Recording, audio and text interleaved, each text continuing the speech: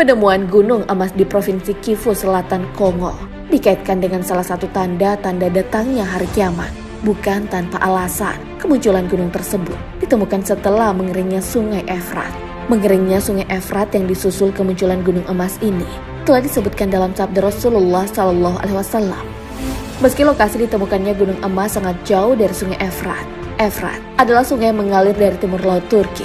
Nama Sungai Efrat telah disebutkan Rasulullah SAW sebagai salah satu pertanda akhir zaman. Sungai ini dikenal dengan nama Al-Furat dalam bahasa Arab, yang artinya air paling segar. Sungai Efrat membelah pegunungan Toros. Panjang Sungai Efrat mencapai 2.375 km. Dua anak sungainya, yakni Al-Balik dan Al-Kabur. Kedua anak Sungai Efrat ini juga sudah mengering.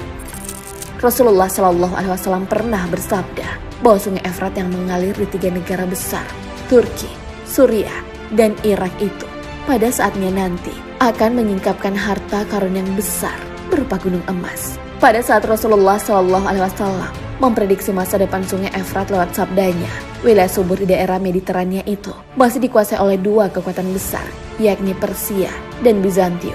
Sungai Efrat adalah garis batas alami dari 2 kerajaan tersebut. Mengeringnya Sungai Efrat dan kemunculan gunung emas telah disebutkan secara jelas sebagai tanda-tanda hari kiamat. Rasulullah SAW bersabda, hari kiamat tak akan terjadi sebelum Sungai Efrat mengering dan menyingkapkan gunung emas yang mendorong manusia berperang. 99 dari 100 orang akan tewas dalam pertempuran. Dan setiap hari mereka berkata, mungkin aku satu-satunya akan tetap hidup. Hadis riwayat Bukhari. Hadis tersebut menjelaskan bagaimana gambaran orang-orang akan rebutan setelah kemunculan gunung emas.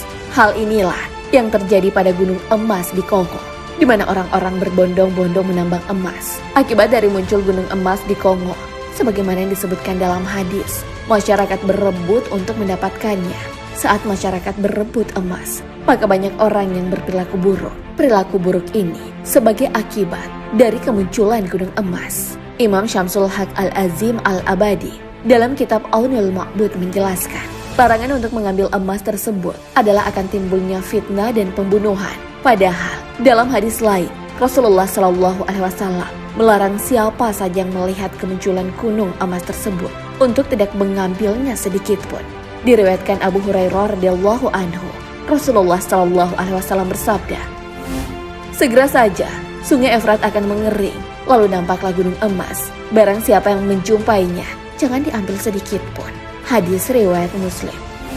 Mengeringnya Sungai Efrat dan munculnya gunung emas di Kongo ini menjadi perhatian. Ada banyak orang mulai khawatir, terlebih karena kedua kejadian tersebut persis dengan sabda Rasulullah SAW yang mengaitkan tanda kiamat.